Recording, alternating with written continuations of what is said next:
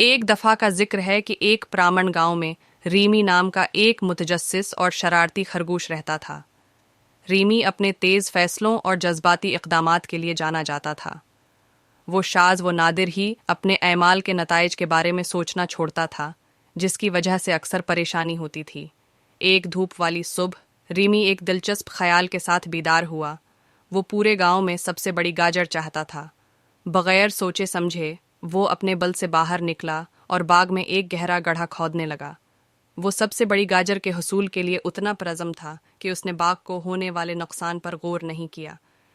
جیسے ہی ریمی نے کھدائی جاری رکھی، اس نے قریب کے درخت سے ایک نرم، سریلی آواز آتی دیکھی۔ یہ صوفیہ تھی، گاؤں کی عقل مند بوڑھی الو۔ صوفیہ نے کہا، ریمی تم کیا کر رہے ہو؟ ریمی نے فخر سے جواب دیا، میں گاؤں میں سب سے بڑی گاجر لگانے کے لیے ایک گڑھا کھود رہا ہوں۔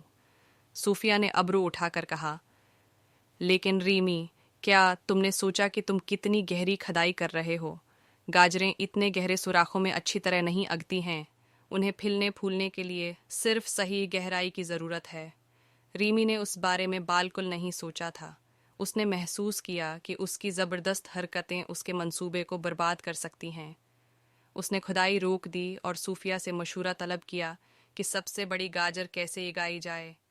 صوفیہ نے صبر سے بتایا کہ گاجر کو اچھی طرح اگنے کے لیے مناسب مٹی، صحیح گہرائی اور کافی دیکھ بھال کی ضرورت ہے۔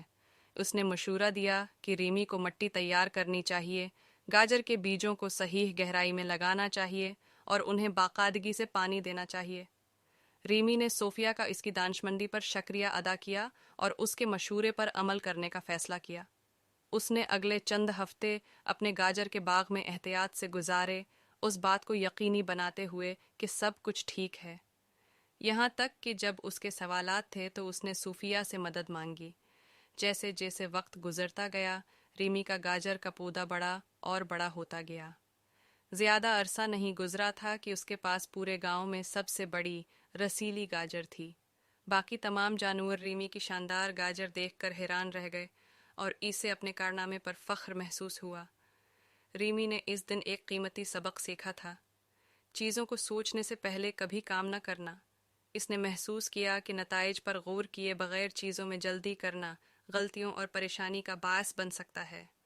صوفیہ کی رہنمائی سے اس نے نہ صرف سب سے بڑی گاجر اگائی، بلکہ وہ ایک عقل مند اور صبر کرنے والے خرگوش کے طور پر بھی مشہور ہوئے۔ اس کے بعد سے ریمی نے ہمیشہ کام کرنے سے پہلے سوچنے کے لیے وقت نکالا، اور اس نے سوچ سمجھ کر فیصلے کیے اور اپنے دوستوں کو اداکاری کرنے سے پہلے سوچنے کی اہمیت سکھاتے ہوئے خوشی سے زندگی گزاری۔ کہانی کا اخلاقی سبق: سوچنے